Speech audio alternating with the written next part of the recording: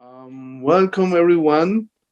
Today I am really happy to be here with people from different academic world and also different industries and companies. It's a pleasure to be with Helen and Powell, Karim, and obviously Dr. Farbod, Khoshnoud.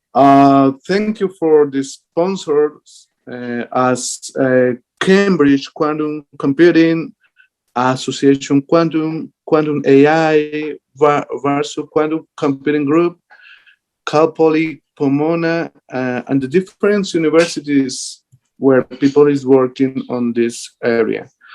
Today we have our speaker, which is Dr. Farbod Khoshnoud. He's a faculty member in electromechanical engineering at California State Polytechnic University, which is in Pomona. His current research areas include self-powered dynamic systems, nature biological inspired dynamic systems, and quantum entanglement and quantum cryptography, among other areas. So it's really nice, Dr. Khoshnoud. Please, we can start with your talk today. Thank you so much, Javier, for the introduction, and thank you, Helen and Deb, for the invitation. I really appreciate that. So I'd like to share my slides now. Thank you, everyone, for coming to this presentation today. My presentation topic is Quantum Multibody Dynamics, Robotics, and Autonomy. And my name is Farbod Khoshnoud. I'm a faculty member in the Electromechanical Engineering Technology at Cal Poly Pomona, and also a visiting associate in the Center for Autonomous Systems and Technologies at California Institute of Technology. As an introduction, so basically I have two main topics here that I would like to talk about. The first topic is the integration of quantum technologies and mechanical systems. And the second topic is more related to educational aspects and how we can contribute for it in terms of education and basically training students in this area, especially engineers. Okay, so as an introduction to my work or literature review that is related to my work, I would like to refer to one of the first publications and research work in this area, which was related to drone-to-drone quantum key distribution by Professor Paul Koyat from University of Illinois, Urbana-Champaign in 2017. And he published this for the first time, and also he has a patent in this area, which you can access. It's available online. So the aim of this research or this work was on the main contribution was to enhance quantum capabilities. So for example, if you have a quantum key distribution and how we can use drones to basically enable such technologies in the air, or we can basically make the link in the air for communication. There are also, as we know, there is a lot of work in the space and underwater communication technologies these days. There are various references available, which is again related to quantum specifically. For the first time, we also followed the drone-to-drone quantum key distribution in 2017, and we published in 2019. We were one of the first groups that we worked on how we can really integrate that to our current engineering technologies that we have, for example, in robotics and autonomy. And in that sense, we were interested in the engineering aspect, so contribute to the engineering aspect of these technologies and the engineering systems, rather than to think about the physics aspect and use the engineering technology to enhance the physics capabilities. So that's the difference really between what we have done so far and other people have been trying to do. And Also, you can see more recently, there are more publication, more efforts. 2021, you can find publications in this area now these days is more and more.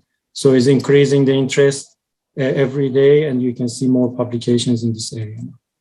So again, I would like to make it clear what we are interested in, and as engineers, not as physicists. So what we are interested in is basically mechanical systems.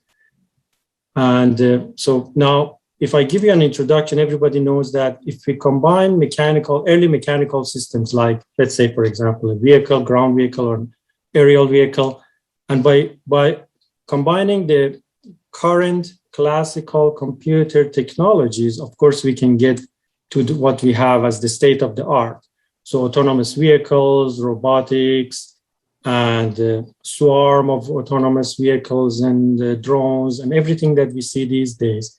So what we are thinking is that, okay, now, how about if we take the current technologies, current quantum, basically current mechanical system technologies that we have, and we try to integrate quantum technology. So that probably would be the next future kind of class of robotic domain. Again, we are talking about engineering aspects, not quantum. Robotic systems that have some integrated quantum technologies.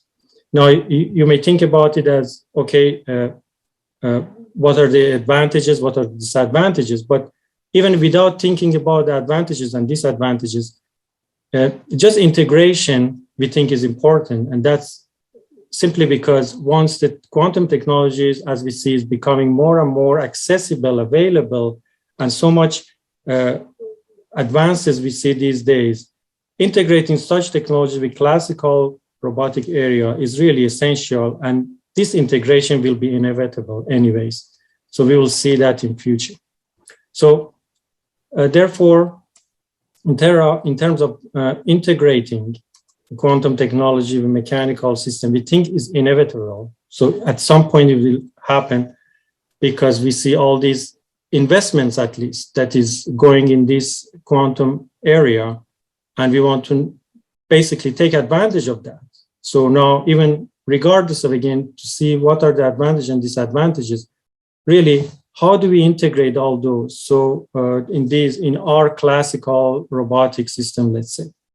So we are interested to find out how do we integrate, what does it even mean to integrate quantum technologies in mechanical robotic systems? So what do we need to do, really? So we are really, sometimes we think that we are just opening the discussion to our mechanical engineers, or maybe let's say electromechanical engineers. What do we need to do about it? So again, I'm not talking about quantum computers, quantum algorithms, because those areas are already well developed. There is a lot of good work is going on in quantum algorithms, computing and computers. Our contribution is different from that, because we are not really trying to contribute in those good areas that is already going on very well, and there is a rapid progress and advances in those areas. We are trying to take those technologies that physicists and maybe quantum computing engineers are developing and apply them in a real, like robotic, let's say, scenario or mechanical systems application. So that's the purpose here. And also, not only integration, which can maybe be advantage, some advantage in just in terms of integrating and think about compatibility and adaptability between the quantum and the classical system. We also think that a hybrid quantum classical technology might be the solution of the future. So you can think about, I always like to bring this analogy of the electric vehicle. So maybe a hybrid vehicle, which is electrical and gas, might be a solution in future. So in the past, when maybe 30 years ago, when we talked about electric vehicle, that was something new. So slowly, then we had hybrid vehicles. So it's electric and gas vehicles. And then these days we have more and more electric vehicles. So maybe these are something similar. So we can start with a hybrid technology that maybe quantum can be advantages in some sorts, for example, communication in terms of guaranteed security, but classical still is good maybe if you have a microcontroller trying to solve some kind of navigation problem, maybe that classical might be more advantageous in a robotic scenario. All right. So in general, we are thinking about, again, how integrate these kind of technologies that is existing quantum technology. Let's say, for example, for communication, we can talk about quantum entanglement and applications such as quantum cryptography and quantum teleportation. So earlier we were just thinking about, okay, what does it mean if two robots are trying to communicate rather than classical communications, right, radio signal or anything that we can think about? Then how do we really try to integrate the existing quantum technologies, like, for example, single photon communication between two robots, and then how we can integrate that and basically in our existing technology. So we came up with the robots that we call them Alice robot and Bob robot in our publication. So basically Alice is the one that may be sending the single photon for communication to Bob, and Bob is receiving it. And then after that, obviously with the current technology, once you receive the, let's say, polarization of the photon as in your single photon detector module, then you have to convert that digital 0, 1, and after that it will be classical at this stage. So basically, we are using polarization of entangled photons, or the photons that we are sending from one Alice to Bob, and then we receive them by our photon detector, and then again convert that to digital commands, and then we use them for our internal classical computers or microcontrollers to control the vehicles. It can be an aerial vehicle or ground vehicle, and the communication between them. Okay, the technique that we are using, of course, is just a well-established parametric down conversion using the BBO nonlinear crystals for entanglement. So we have a laser source, which is half-wave plate if you need. And then, so basically we have the BBO crystal, and then if the source is 405 nanometer wavelength, then the output, which is we call signal and idler, will be maybe, depending on the crystal, -3, +3 degrees relative to the center. And then that can go to half-wave plate if we need to, and then beam splitters. And then we have 4 detectors on the other side. Then beam splitters, if we have horizontal polarization of the photons coming from the BBO crystal, then they transmit through the beam splitter and go to the detector A. And then that detector, basically this is just a collimator and the filter, 810 nanometer filter, go to the detector, and that's the actual detector module. And if we have the vertical polarization, then it reflects from the beam splitter, goes to the A prime detector, and same thing on the B side. So horizontal transmits, vertical reflects, and both go to the single photon counter module. And then we use FPGA that is basically taking into account the time of the receiving these signals from the detectors and comparing the time. If they are less than 10 nanosecond, then we can say these photons are correlated or entangled. And then we show the result, which I'll show you in the next slide. And I just would like to thank Professor Enrique Galvez, who has helping me a lot. He's a professor of physics, photon quantum mechanics and physics at Colgate University, who has helped me a lot in setting up this experiment. And also on the detector side, setting up the FPGA and the program, Professor Mark Beck from Reed College, which I couldn't do any of these experiments without their helps. Okay, so this is how a setup may look like. Again, now you saw the schematic. This is the laser. We can have a 405 nanometer half-wave plate just to make sure that what we receive, what the BBO receives here is the is diagonal. So there's a 50-50% chance that you can get a horizontal, vertical for the ideal and signal. And the other side, we have the detectors, which I show you in the next slide. So these are the detectors I show you in the schematic. So we have A prime, B prime, as I mentioned, polarizing beam splitters in front of them.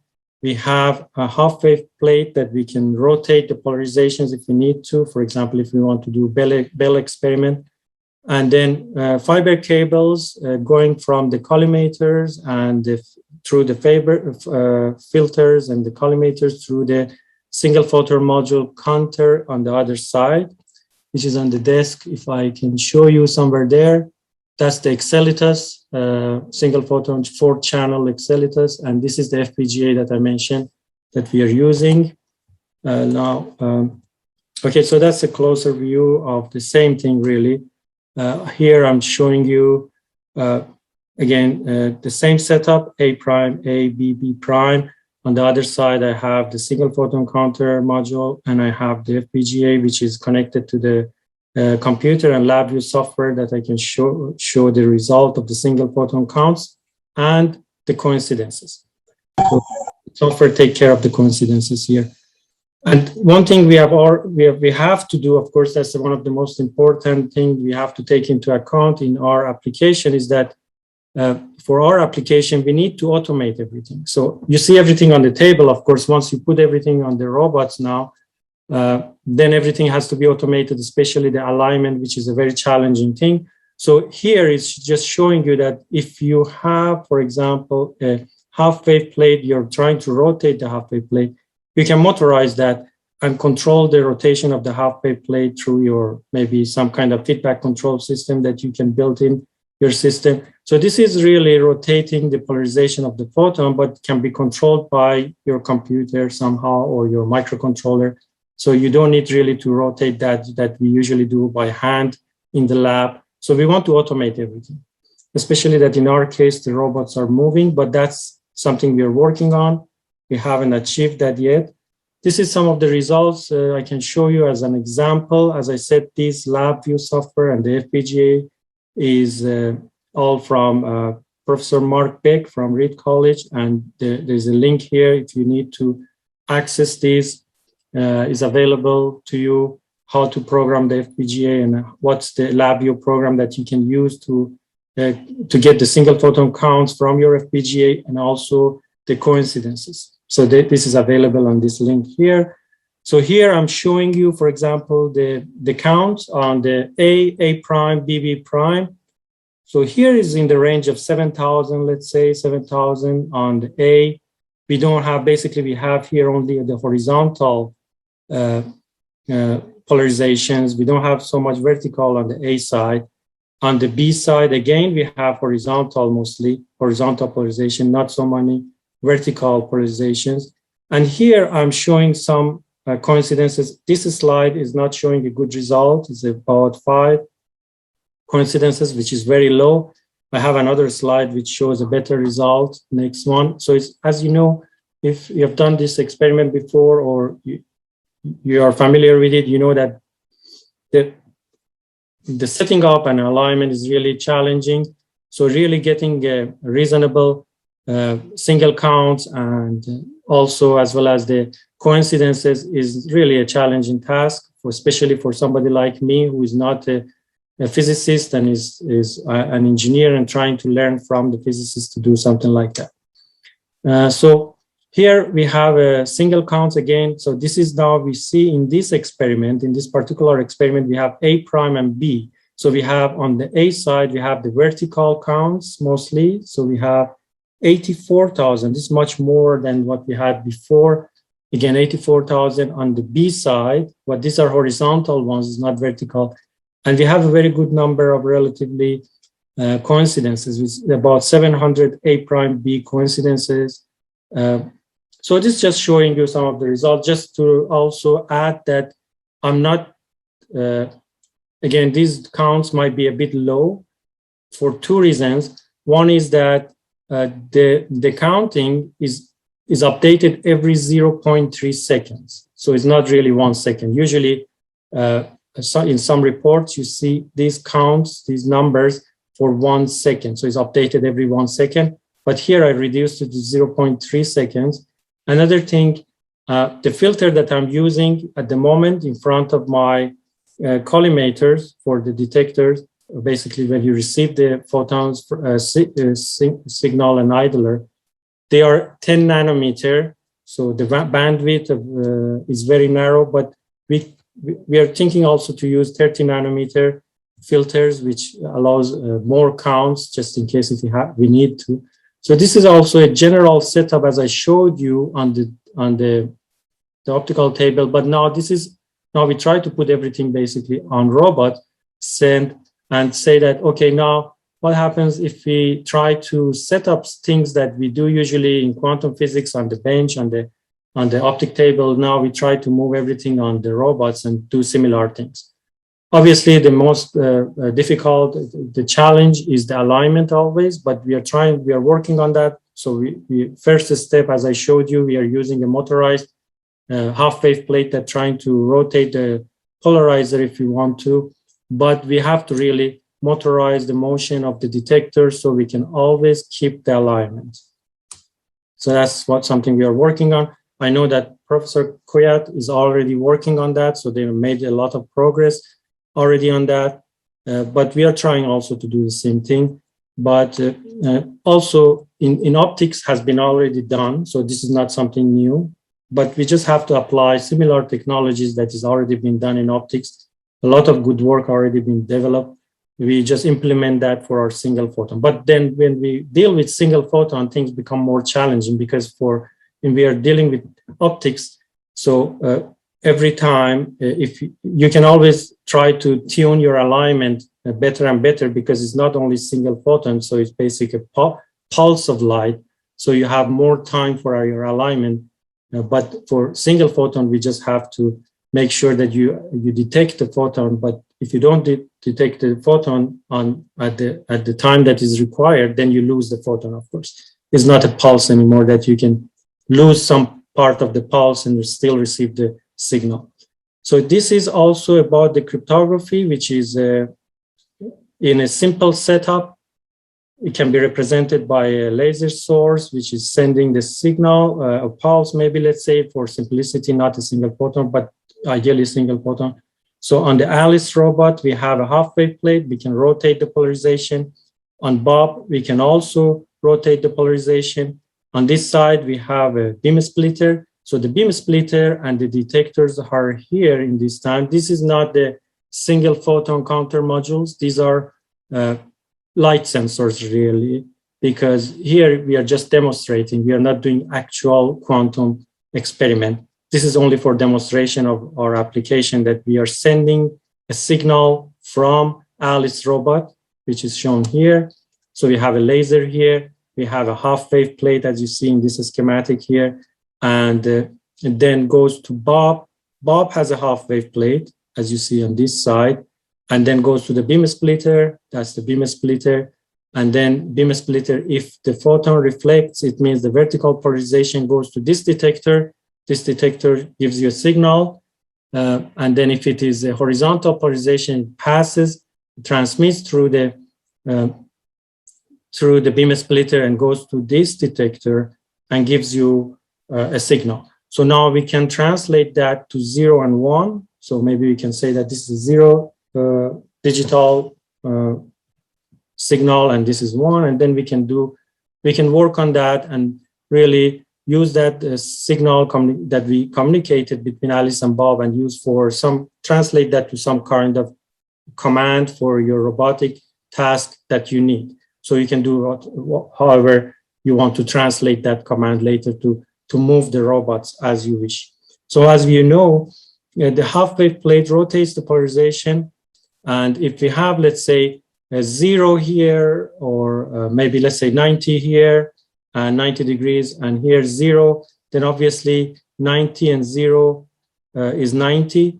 90 means vertical polarization, and therefore we get a signal on this detector. If we have 0, 0, 0, 0 means there is no rotation in the polarization, and then that signal transmits through this polarizing beam splitter and goes to this detector here. All right, so therefore, by just rotating the polarizers, we can send different 0 and 1, and we can also have different combinations, like how about if we have 45 and 45? So if this is 45, this is 45, obviously 45 plus 45 is 90, so we are rotating 90, and then we have this detector turn on, and so on. So now, in case if you have eavesdropper, between Alice and Bob, so eavesdropper try to get the signal, receive the signal like what Bob is doing, and generate the same signal like Alice is doing and send it to Bob, so you can basically detect that information that is transmitted. First of all, you're dealing with single photons, so once you detect a photon, then you cannot really duplicate that. That's one thing. And also, once Eve trying to send the signal to Bob and duplicate that, try to duplicate that and send it to Bob. So Eve doesn't know that 90-degree, let's say, was generated by a zero, or was generated by 45. So it's going to take a risk and use randomly either 45 or 90 to send the signal to Bob, and then once Alice and Bob, they communicate classically between their polarization, that basically the bases that they use, either like a plus or like diagonal bases like 45, negative 45, or 0 and 90, then they realize that there was something wrong in the communication. So they stopped the communication because they realized that there was an eavesdropper. Okay, so that's just a classical.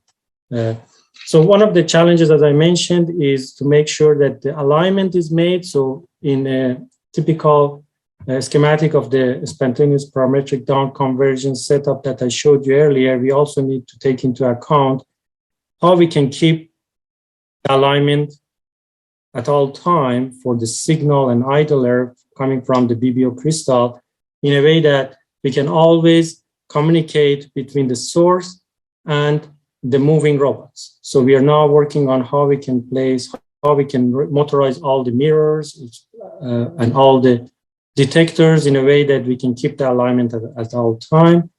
I just quickly want to show you some video about is more kind of, let me see. Showing you more in motion, basically the idea of what I'm presenting here. Let me see if I'm showing you the. Okay, so just quick short video here.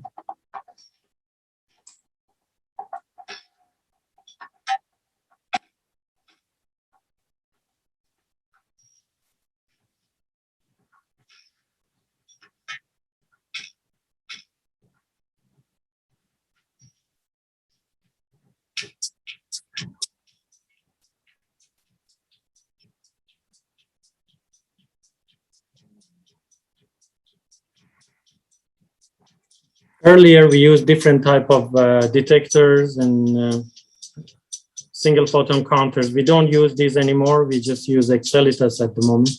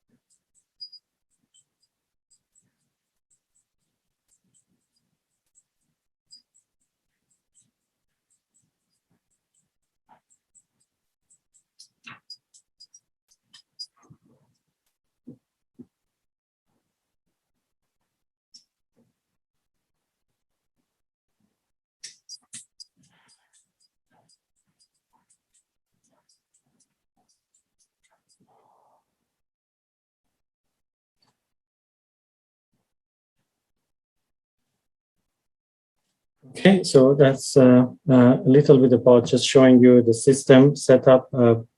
I mentioned also about quantum multibody dynamics. Again, I'm an engineer. My specialty is dynamic systems, and I'm very interested in how really we can integrate multibody dynamics, like basically as simple as Newton's equations of motion, that we can say that the forces equal to mass. We can have multiple mass in this system, and then times acceleration. And then we can look at the maybe quantum mechanics side of it, maybe Schrödinger equation, and see how we can come up with some sort of feedback control system and how we can find that transfer function. So that's something that I'm interested in, I'm investigating. So that's why I mentioned quantum multibody dynamics as a future work, how we can integrate these two domains and come up with the multibody dynamics that also includes quantum. So now the second part of my talk is related to education. Because of the rapid advances in quantum technologies, such as quantum communications, sensing, computers, algorithm, there's a demand, of course, for training in industry in this area. So therefore, we have to train engineers in quantum technology, prepare them for their future careers. And integration of quantum, we believe definitely that the integration of quantum technologies with classical mechanical system will be inevitable. So it will happen, but so therefore we believe that we have to prepare our engineers for the ever-changing industrial environment. And once we have more quantum in our engineering systems, then the engineers at least have to be aware of those. No, when I say engineers, I'm more talking about mechanical, or maybe electromechanical or aerospace engineers, because most of the time, computer engineers or electrical engineers usually see these kind of technologies if they want to, at least, so we can study optics, but not really mechanical engineers. Mechanical engineers usually don't see any optics, don't see any quantum or related topics during their study in undergraduate or graduate studies. So we are trying to contribute and bring more quantum to our curriculum. So the first thing we have done, I teach usually mechatronics course, and the idea is how to modernize mechatronics course with quantum engineering. And we published a paper with my colleagues. Most of the work I'm doing here is with Professor Clarence de Silva, who is one of the leaders in mechatronics. And I studied his book of mechatronics when I was a student, and I'm now teaching his books in my courses. And Dr. Marco Quadrelli from JPL, who has been involved from the beginning and very supportive and very involved. And Lucas Lamata also is a physicist who has contributed to our other papers like teleportation. Dr. Ben Barr, who is also robotics, and some other colleagues who has, especially Professor Ibrahim Isat, which actually I learned from him about quantum computing for the first time when I was a student, as a PhD student. This is now early 2000. So almost about 20 years ago, for the first time I heard it from him, and I was fascinated, but I never really followed. I learned about it, about quantum computing, but I never really followed quantum computing. So now these days I'm trying to learn about how we can integrate quantum technologies in the robotics area. So recently there are some good papers in the area of quantum in engineering education. And one of them is preparing for the quantum revolution. What is the role of higher education? This is one of the papers that I followed and I read and I studied. And also I asked my students to study that. That's very important, achieving a quantum smart workforce. So this is another good publication that shows the importance of educating engineers.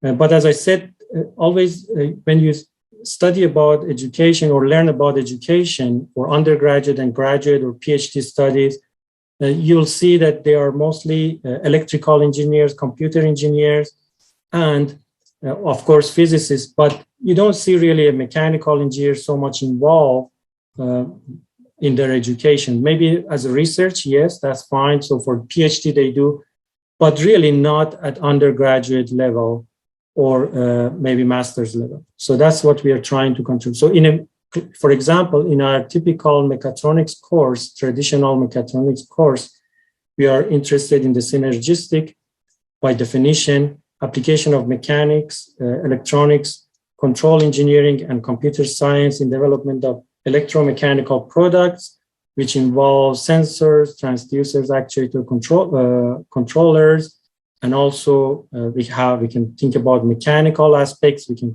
think about electrical aspects. That's typical mechatronics course, but then I'll try to bring more different other technologies in this mechatronics course, because the aim of the mechatronics is that how to integrate different domains and develop and come up, use a unified approach to design electromechanical systems, or mechatronics is more general aspect of electromechanical.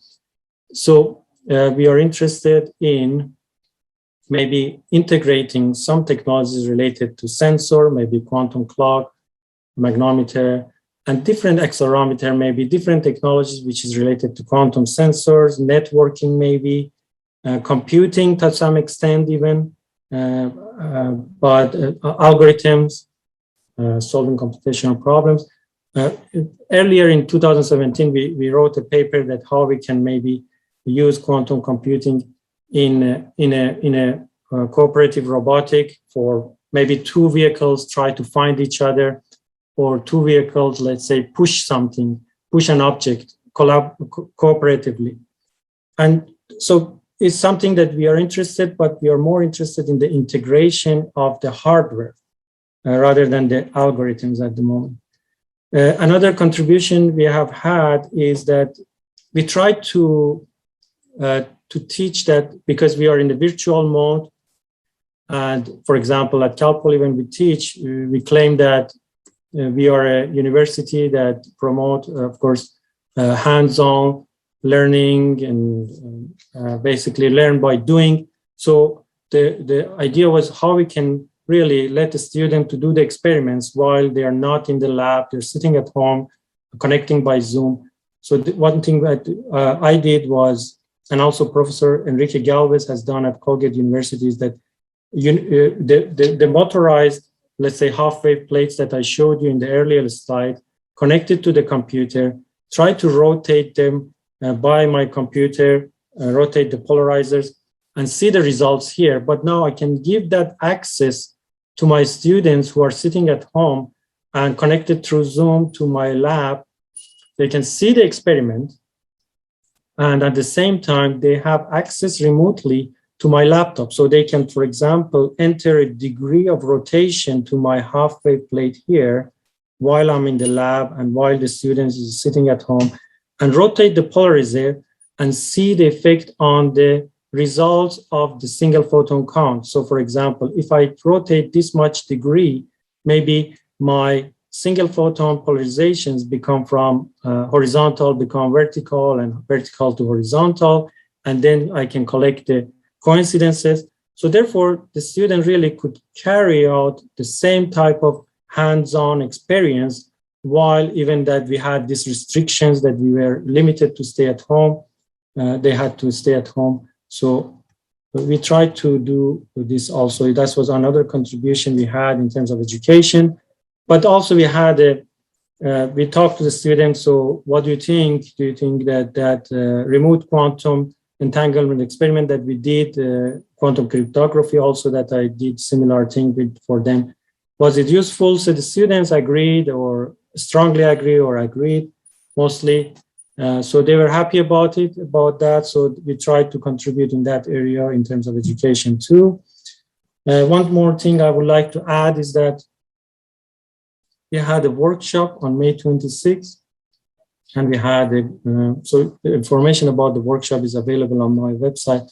We are trying to hopefully have a next workshop next year around this time. So we had really the leaders and the authorities in quantum area giving the talks.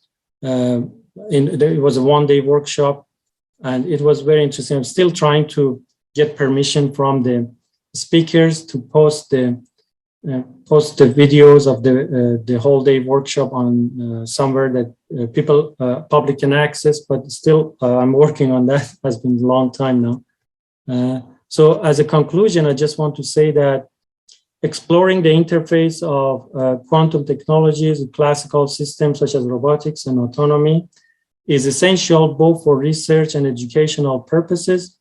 And it is imperative to study the compatibility and adaptability. I think these are the key two words that we are trying to contribute to the area. So, of course, we know that quantum cryptography is a secure, guaranteed communication. Okay, so that's the advantage if you have a robotic system. Let's say, for example, in future we have self-driving vehicles, and if the communication is classical, so there is a danger for cyber attack. But obviously, if we have quantum, then that can secure the communication, and so we can have much safer capabilities. So that compatibility, adaptability is our first aim for contribution. And again, that can be related to quantum cryptography, communication, and so on. And then we say that also this is inevitable. So we believe that this will happen in future, like what happened to, I like this analogy of vehicle, ground vehicle, so basically cars that we started maybe 30 years ago. If we had a car that was electric, was something unusual. But now, then after that, we saw hybrid vehicles, electric and gas vehicles. And now these days, we see more and more electric vehicles. Maybe electric vehicle is more expensive, but then, of course, has its own advantages and disadvantages. Now, still, you can argue maybe what happened to the batteries after 10 years? Well, how are you going to, how green it is and all this. But still, it has its own advantages and disadvantages, but definitely it will be something that is inevitable to achieve that kind of a hybrid quantum and classical system in the future. So one of the challenges that we have in terms of our application is that that alignment. So we are automating that. Hopefully we can achieve that soon. It's a challenging task. I would like to acknowledge Gampat and Manju endowment to Cal Poly for the Gampat and Manju Center for International Collaboration and Innovation, and California State Polytechnic University SPICE and Teacher Scholar Grant. And especially thank Professor Enrique Galvez and Professor Mark Pick for their help in my setup of the quantum experiments. Without their help, it could not be possible. Thank you for your time. If you have any questions, please let me know. Yes, thank you. Thank you. Dr. Khoshnoud. Was really nice talk. I like really because they implement different devices to explore different concepts coming from quantum mechanics. Mm-hmm. Yeah, there are some questions I would like to know. Yeah, please, De Silva, if you want, open your micro. Thank you, and I want to thank and congratulate Professor Khoshnoud for his leadership in this area, and also for the talk, which is very informative and answered some of the issues, questions I had. But your presentation focused on communication in particular, right? Yes. But there is also these quantum sensors and these other aspects of quantum engineering that's going into sensing, control, and so on. And so my question is like two-part. Are there examples, like you mentioned that in one of the slides, some names of quantum sensors. But for example, my question is, can I think of a piezoelectric sensor? Can I make it quantum? So that kind of issue, that is my part one. Part two is we can clearly see advantages like the speed is an advantage. And also you mentioned toward the end, reliability is an advantage. So are there any real advantages, quantifiable advantages of going into quantum from our currently classical technologies of whether it is sensing, control, actuation, and so on? So those are my questions, two-part, but I can repeat them later if you like. Thank you.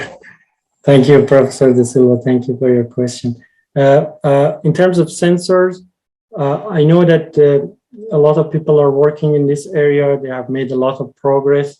But in terms of, if you think about it as a multi-scale system that you can sense, you can use a quantum technology to sense something at macro scale as a multi-scale system. It's still something that I think people trying to find out. I think there are research going on in this area. I remember that Dr. Marco Quadrelli from JPL, they had some contributions in that area.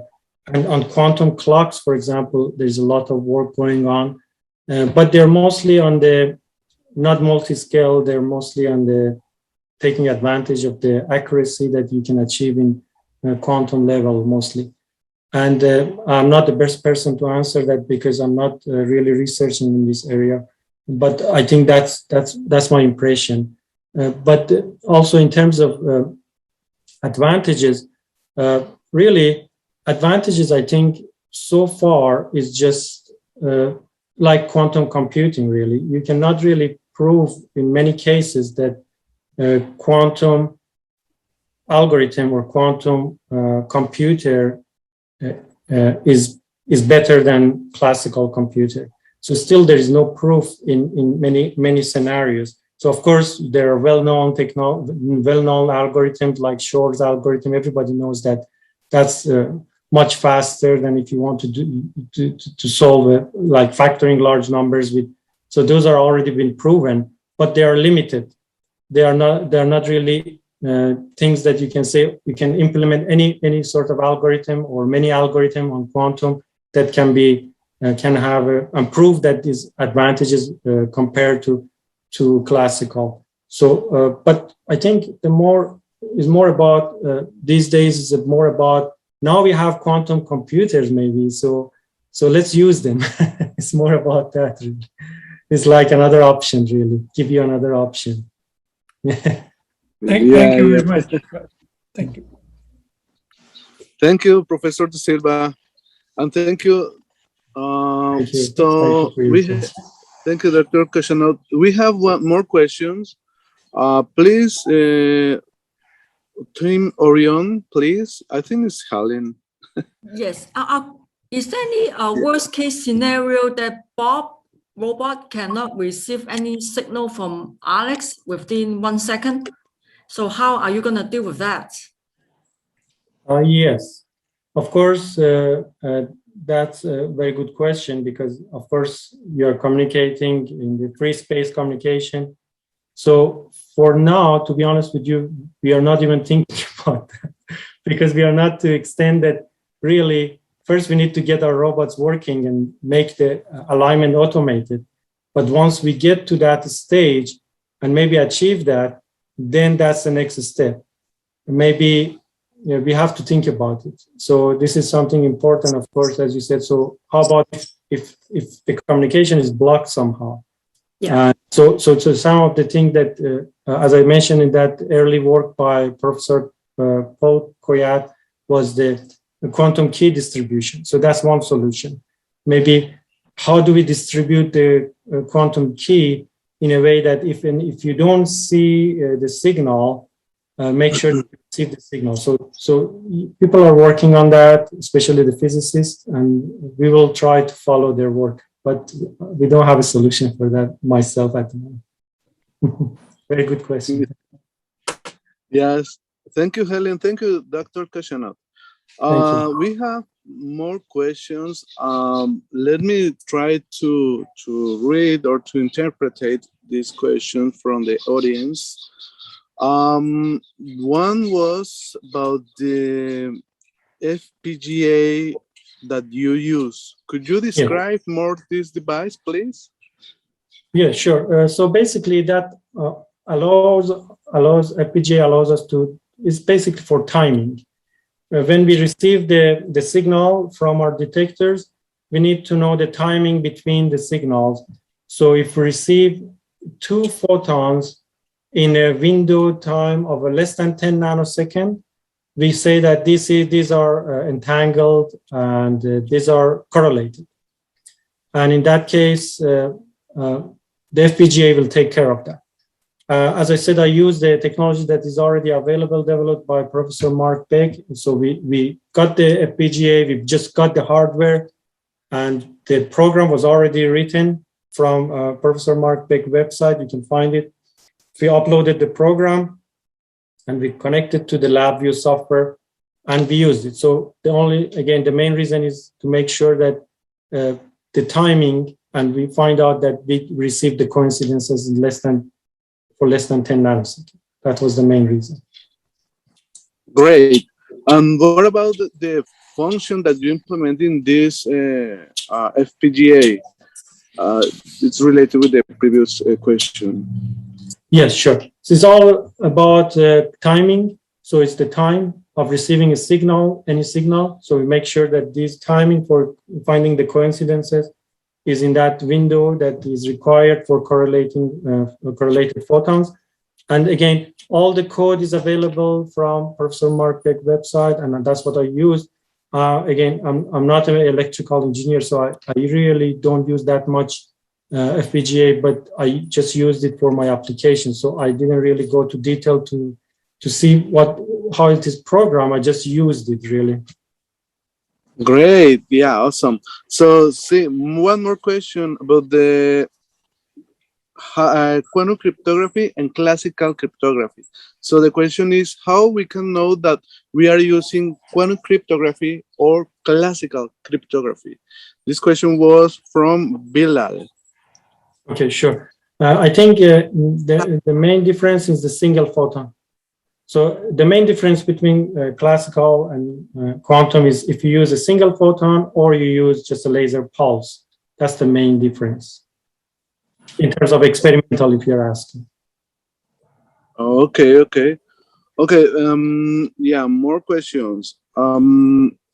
This is I have to I have to introduce myself because I forgot. I'm sorry for that. All of you. I'm Javier Orduz. I'm working as a research on quantum computing and also quantum machine learning at Baylor University, which is in Texas. So everyone is welcome here to work also in quantum computing. Here we are working in a theoretical view. So my question is about the qubits. What kind of qubits are you using on your device or your arrangement or your laboratory? The single photon counters, is that what you're asking? Yeah, okay. And how do you generate this kind of qubits? With the lasers or? So the laser sending you to BBO crystal, and the BBO crystal giving us single photons that is then going to the detectors, and the detectors giving me the counts. So so you can call them qubit if you want, but they are really the counting of the single photons. Okay, great. But do you use any particular or special devices there? I mean, for example, one kind of laser particular or devices with new materials, or something with nanotechnology or something? Sure, that's a very good question. Actually, it's very interesting. As long as you can have a 405 nanometer laser. You can, so basically the wavelength is the important thing, because whatever wavelength you send to the BBO crystal, then the energy is half and the wavelet is doubled. So you get 810 signal and idler output from the BBO crystal. The laser that I'm using is not really a special laser at the moment, but the only important thing is the wavelength of the laser. But the single photon counter technology is a single photon detector, which is that technology is, I cannot explain exactly the detail. This is something that I just purchased and I'm using it as a detector. I think Javier just got disconnected. So one question is entangled robots are fully programmable? Are you using special software? Is from that? Okay, that's a good question also, because once we receive the photons, as you know, once you detect the photons, then they are not really entangled anymore. So basically, the collapsing the wave function and all the related topics that you're aware of. So after we receive them by detector, we are classical after that. So everything is classical microcontrollers after a 0-1 digital programming. So there's another question from Siddharth. Does quantum sensing provide any advantage over LiDARs for autonomous vehicle? Good question. Quantum sensing. Really, there's a lot of things we have in quantum technologies that there's no proof that is really clear advantage over classical, even in computing and algorithms. But I'm not aware of so far. But of course, quantum has its own advantages, but I don't see any existing technology at the moment. We can always come up with a theory and discuss the theory at least, but not something that I am aware in terms of a device that is available I can use now. So he also asked, is there any progress in quantum sensing for AVs, autonomous vehicle? Quantum. So I think I hear when I was a visitor at JPL, we were trying to work with them more with Dr. Quadrelli to see if we can really integrate for autonomous vehicle, quantum technology for autonomous vehicle. But at the moment, so far, they are very interested in quantum clocks and all these type of technologies. So I would say for autonomous vehicles, you remember that we said that in 2017, in terms of drones, Professor Paul Kvyat was the first person who proposed that, and we have been following him.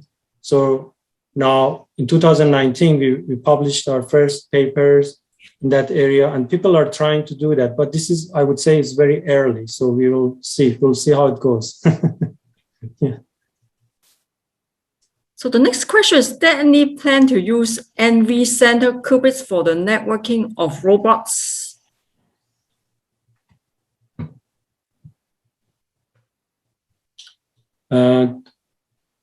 For networking.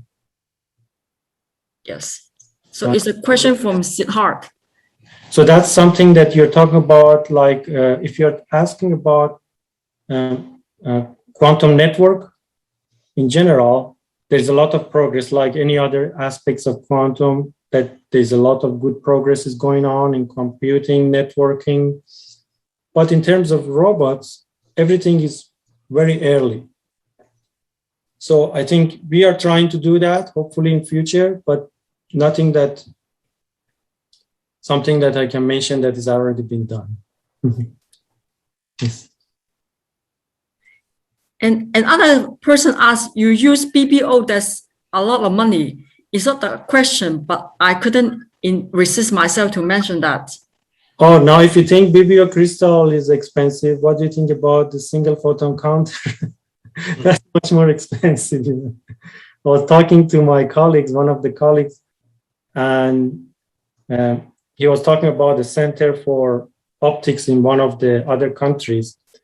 And he was saying that we can do a lot of advanced optics in our lab, and we have a center, like a national center and all these things. And I said, do you think you can do single photon? Are they doing quantum? I said, no, no way. They cannot spend $14,000 on a single photon count. So that's really a challenge there. Yeah, it's still expensive, but but it's not impossible, because these days prices are going down. So becoming more and more accessible, everything. So Pedro asked, do you know where I could find prices? So Excellitas is the single photon counter module. You just have to type Excellitas. You can even buy it from DigiKey. You know, DigiKey, that you buy electronics components. You can even buy it from there, or there are other distributors. And BBO Crystal, you can buy it from New Light Photonics. New Light Photonics is a company in Canada. You can try to buy it from here, but I found it a little bit less expensive if you buy it from New Light Photonics. So I'm not advertising that. I'm not connected to that company, but that's where I buy them. So I bought my BBO Crystal, which is the pair. So two next stick to each other. So you want to get, because you want to get random horizontal and vertical polarization. So that one was about $1,000. So that's a BBO crystal. And I graduated from Cal Poly Pomona, as everybody knows. And recently, I know Miss Mackenzie Scott donated $40 million to Cal Poly. Oh, yes. So should Cal Poly use the money to fund more projects in quantum computing? Hopefully, yes. We haven't heard still how they are going to use the $40 million. But we are hoping now. Let's see how they distribute the fund. And then probably the way that they do that usually is kind of there's a competition. So you apply for it and they review, you apply, submit a proposal internally, and they review your proposal, and then they can fund it. So for example, before that $40 million, I got 2 internal grants for building up my experiments, and also 2 awards that I mentioned as acknowledgement in my end of my presentation. So that was internal. So they are very generous, but we'll see how they want to distribute, and then we will hopefully apply with the proposal and see if we can expand our research. And Bilal also asked, can you use QML? Can you use QML in Q robotics? Yeah, what is QML again? Quantum machine learning. Oh, quantum. Oh God, quantum machine learning. So these are the things, I try to avoid, because first of all, there's so many good work is going on.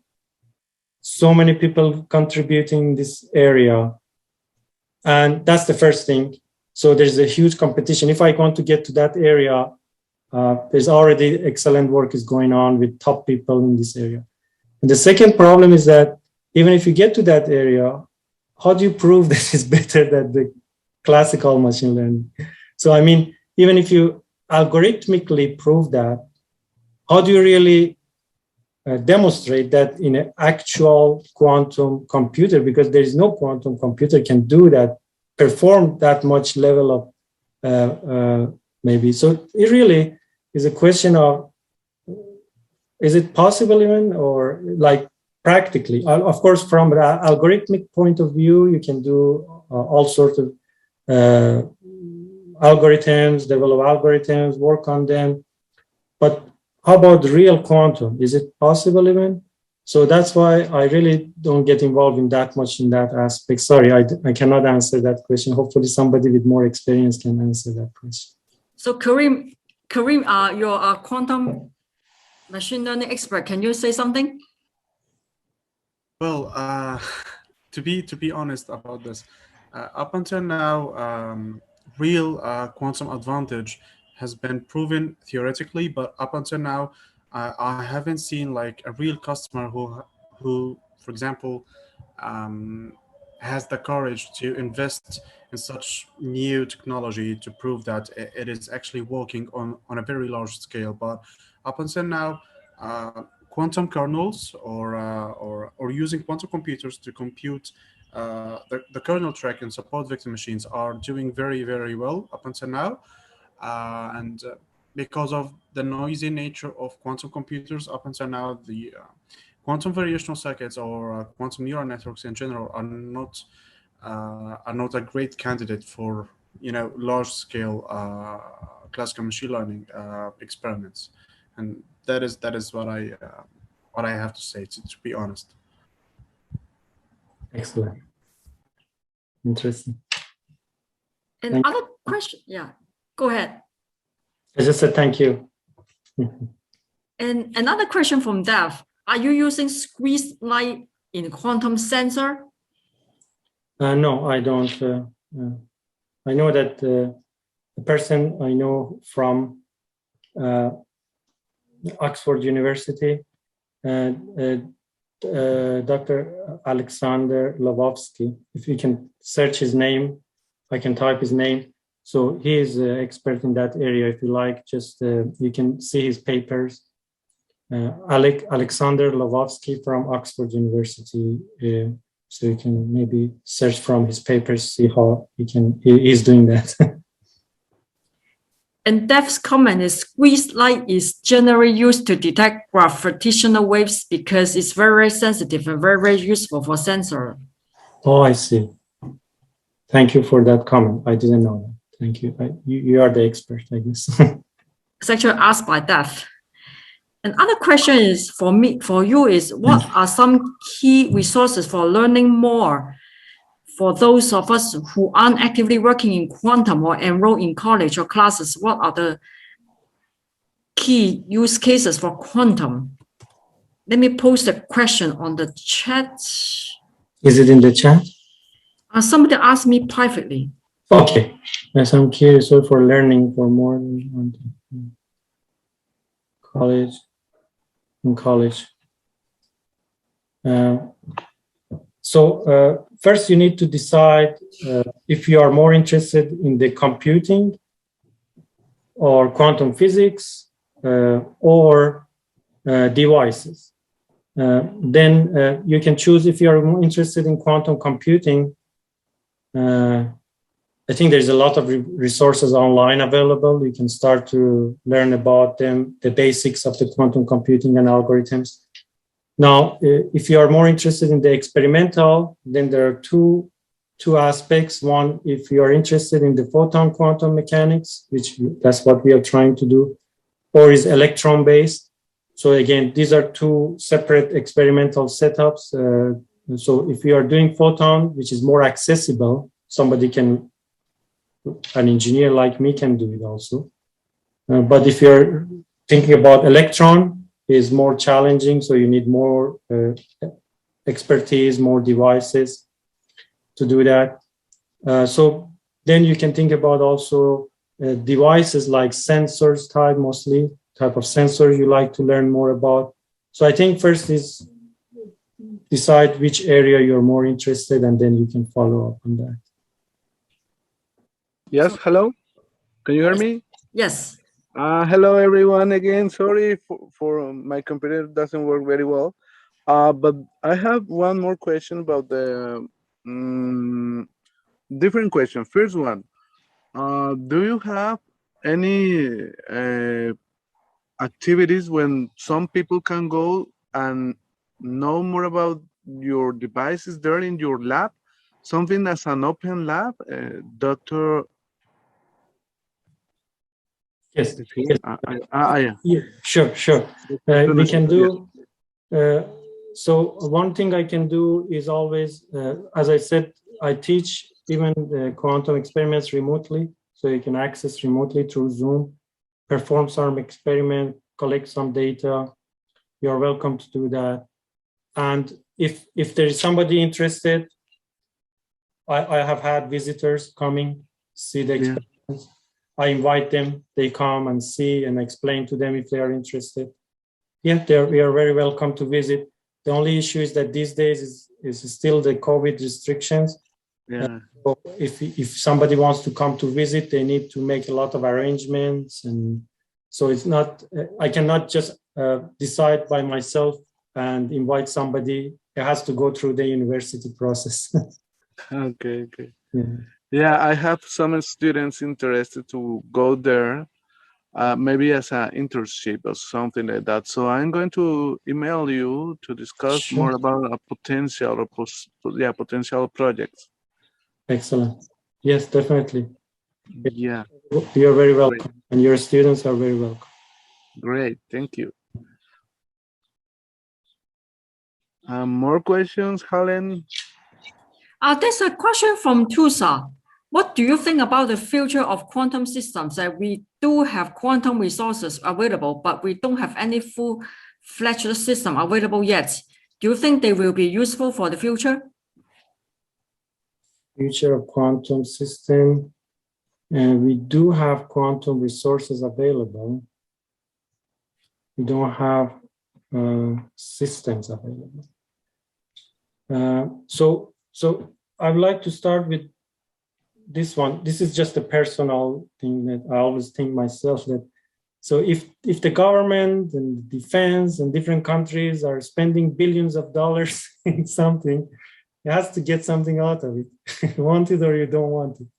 So we will get something from it, even if something that maybe you can say that I have a quantum computer and I have a classical computer. My quantum computer, there's no proof that is better than the classical computer, but that's your second option. It's like, again, I give you this analogy that electric vehicles and gas, like internal combustion engines, you can go to a dealership and buy a gas vehicle, or you can buy electric vehicle. Maybe electric vehicle is a bit more expensive, maybe a little better, maybe not better even, but almost the same. So I think that becomes an option for us in future. But in terms of if we implement that I think that becomes definitely at some point accessible. And as you see here now, we have quantum computers for bracket one in Amazon, or we have D-Wave, Lockheed Martin one, IBM, and all these things. And people start to use them. A lot of people use them. Nobody question if they are better or not better, but a lot of people use them just because they are available and they are curious. They want to learn more about it. They want to know if they are better or they are not better. I think it was Professor Anderson that was saying in one of his talks, I was listening, if I'm right, if it was the right person, but he was saying that I don't need to see complicated algorithms in quantum. It's good to see always complicated algorithms to see, and it's always nice to see them, of course. In quantum written in quantum kind of language. But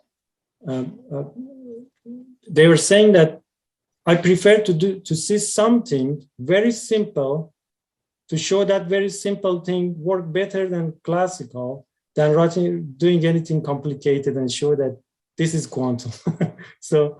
So you'll see how it goes. But eventually, in my opinion, if you spend billions of dollars, governments spending and defense spending, so definitely something come out of it and becomes more available, more accessible. But then the question is, even if it's not better, if there's no more advantage, question is how do we integrate all those in our systems as an option, like electric vehicles? How to make an electric vehicle now? We don't want to make any more internal combustion engine based kind of gas vehicles. Let's make more electric vehicles. So how make everything more quantum, or at least have some quantum integrated system rather than purely classical. So Arthur has another question. Please mention how to join your Zoom sections. Which Zoom section? Oh, I see. So that's something that you can always make arrangement by email.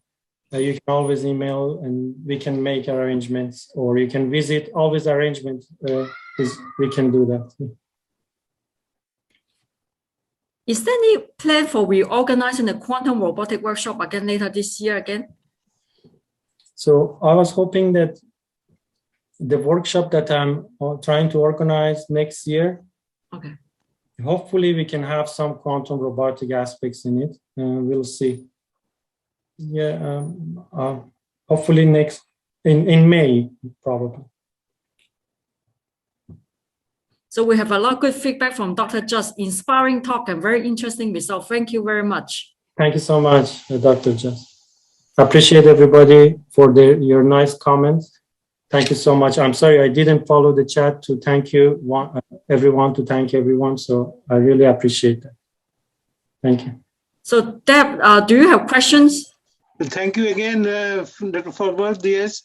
If I have questions specifically to the lab, maybe it's personal interest, so I'll send you an email and ask everybody the same.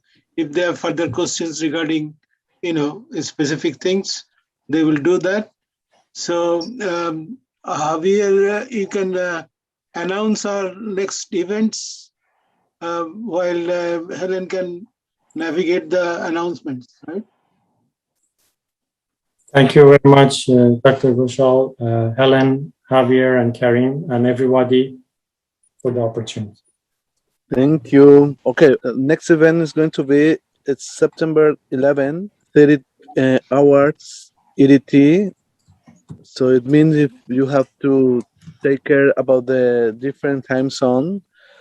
The next speaker is going to be Pablo Casares, which is a PhD candidate of University of Spain, which is Complutense, University of Complutense of Madrid. And our moderators are going to be Powel and Karim. So thank you, everyone. And also, I would like to mention that one of our sponsors for this event today was Q Mexico, which is one community working in Latin America on quantum computing.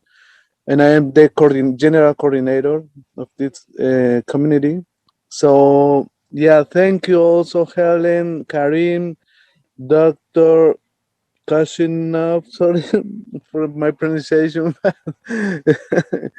Okay, so I don't know, Helen, do you want to close the meeting, please? Sure. Yeah, we'll have a meeting on September 11th, September 18th, September 25th, and also October 9th with Dr. Enrique Galvez that Dr. Farbod mentioned, and he'll talk about the quantum interference of light. So we have a sponsor, Quantum AI Foundation, Herzberg Quantum Computing University, Alexandria Quantum Computing Meetup from Karim, Quantum Computing Data Science in Toronto, Brooklyn, OrionX.lab, who is doing the Zoom and publishing, and Association Quantum for cross-listing, and the Q Mexico from Dr. Hofia. Thank you for the moderation. And thank you for the presentation, Dr. Farbod. Thank you so much, Helen, and everyone. I really appreciate the opportunity.